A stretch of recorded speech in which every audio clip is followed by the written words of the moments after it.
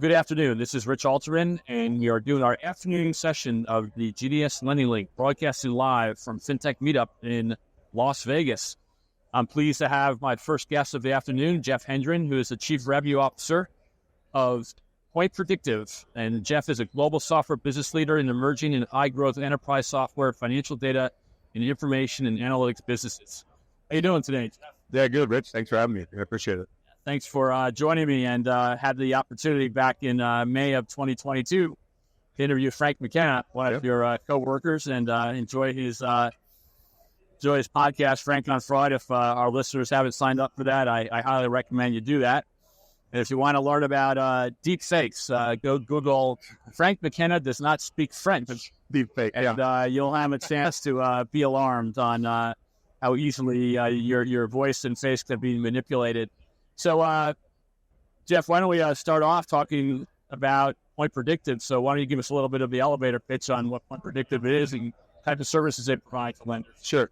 Well, just a very basic description, right? So Predictive has a unique proprietary data set that's provided by the lenders that we work with, right? We work with over 50 plus lenders in the U.S., and we utilize their data set that they provide to us to basically help lenders reduce fraud on the first party and third party side, as well as reduce early payment defaults.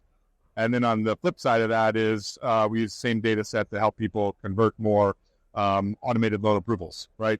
Foundation of the company kind of started in automotive financing and has moved on to working with a lot of the personal lenders in the space as well. Okay. So shifting from auto to more non-secured lending, were there any product enhancements or developments that you had to do to accommodate that? A little bit. I mean, it was working with our existing clients to kind of shift how we model things. I mean, we worked with a client early on. We get a history of the loans that they've provided and they've sourced and originated and the performance on those loans. And then we help them modify our model that kind of fits the type of consumer they're going after or the channel that they're delivering through. Okay. Now, I'm trying to recall, are you guys classified or do you have some products that are considered CRA? Yeah, we have an FCRA version of our products and GLBA compliant version. Okay. Yeah. And how's the mix on that from a adoption from your clients? Are most of them using the non-FCR products, or sure. Pretty even? But yeah, when the company was started 6 years ago, it was all GLBA compliant, and we shifted to an FCRA solutions around 18 months ago. Mm-hmm. And we've seen about 30 to 40% of our clients start to move over that as of now recently, and more of them entertaining it. It just depends on their business model and what they're trying to achieve too. So which specific products are falling under the FCRA side? Yeah. Our flagship product, AutoPass, the automotive solution, is falling under that. And we'll look to bring some of the consumer solutions under that in the next year or two. But the personal loan solutions aren't underneath that umbrella yet. Mm-hmm.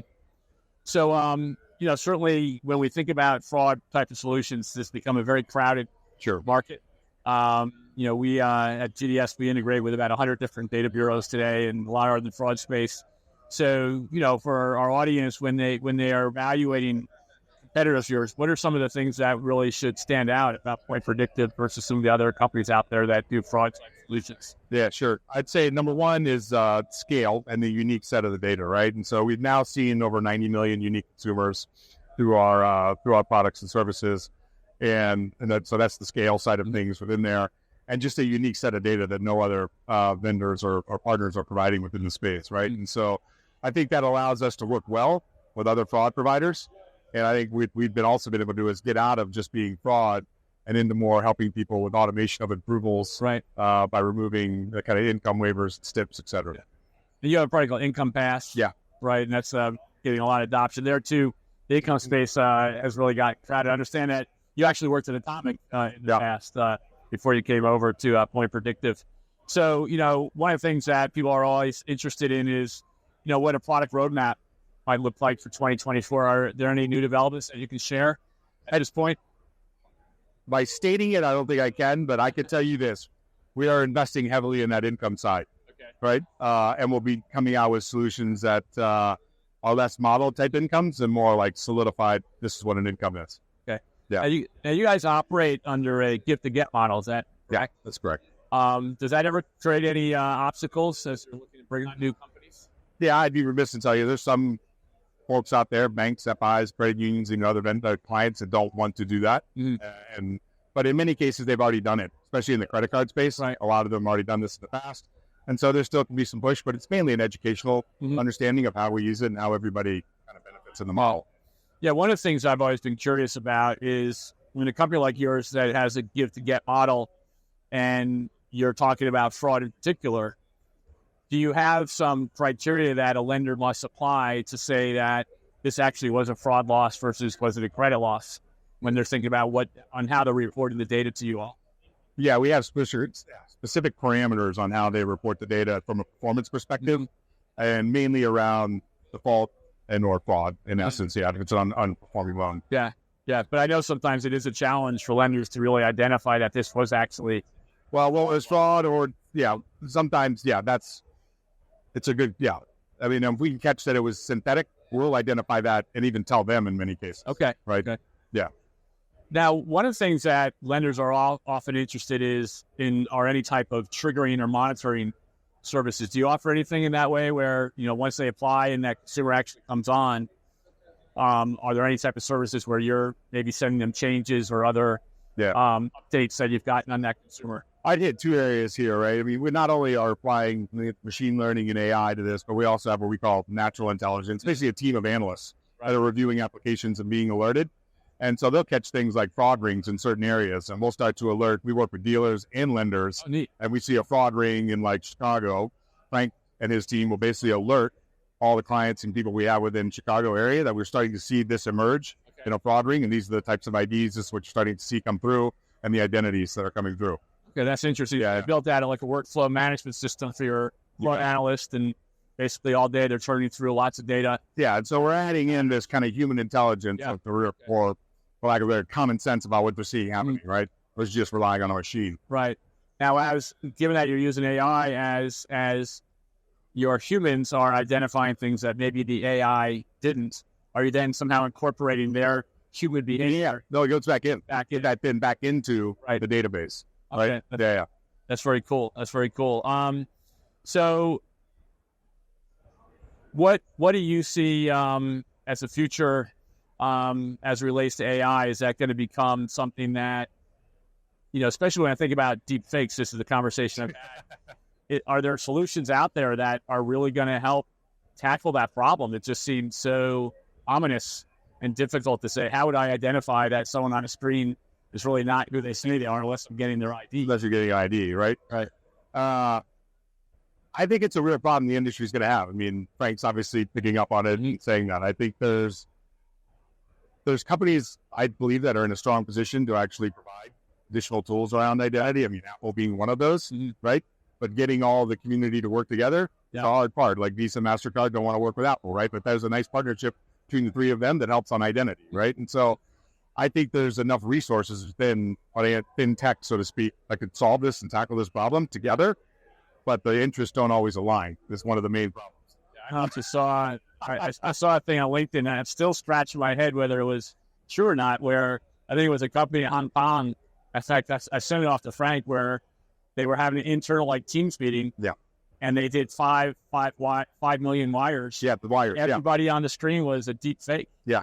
I mean, that's astounding that they could do that so quickly. It's scary. I mean, it brings, obviously, there's lots of things it brings into play from a fraud perspective. It brings efficiency on one side, and the lenders can become more efficient and lend more effectively and tailor products towards people. But I also think it brings the negative side too. You had mentioned, initially you mentioned first party and third party fraud, and then you did mention synthetic. So are your products tackling all three types of fraud, or is it more first party and third party? It's mainly first party, third party, and then synthetic. We partner with the synthetic. Okay. Actually, so we bring the synthetic in, but it's more of a partnership on the synthetic ID piece. Well, let's not make an assumption our whole audience really knows what the difference is. Maybe you can explain what really is the difference between first and third party. You may go past my skill set here, but I mean, first, it's really the difference between I'm thinking as an individual, or I'm lying about what I make and where I work, and how I do, and who am I as an individual, and am I eligible for this loan? Right. Really, where the difference starts to lie, right? Okay. So, well, look, it's been it's been a while since I met with Frank. Really appreciated him back in 2022, May 2022, getting together. You haven't been with the company that long, I understand, but any significant changes that might be of interest since Frank and I last met in May that you might want to talk about? I touched on the income thing, but there will be more news about that coming in the next kind of year or two. I think from our perspective, it's been actually just getting out of just being automotive. Yeah. Has been a big push for us. And I think you're seeing it when we come to events like this at Fintech Meetup, where we would never have been before. Yeah. And then we think there's a lot more applications for our unique data set, right? And what we're able to do and what we're able to offer. And we're seeing that as we extend our efforts here. Okay, great. So we can't get to this exhibit hall without passing the gambling tables. Are any ones that you like to participate in? This is funny. I actually, probably my wife, and I came with my wife. We traditionally play like blackjack and craps. And we played Baccarat this time for the first time. I'm never going to play the other two again. I'm just going to play Baccarat going forward. How does that work? The odds are better. And how does Baccarat actually You're basically trying to get as close to 9 as you can, banker or player, but you can bet on the banker or the player. Okay. You're not betting against the dealer per se. You're not betting against the other people at the table. You're just betting the cards. Mm-hmm. And do you think the banker cards will be closer to 9 or the player cards? Interesting. And the odds on banker are like 47.3% win. So if you sit there long enough, you'll lose. Yeah. But if you find the right moment in time, you can win.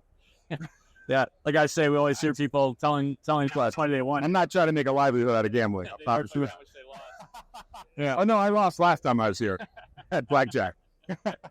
Well, Jeff, I appreciate you joining us this afternoon for a quick Lending Link podcast at the Fintech Meetup in Vegas.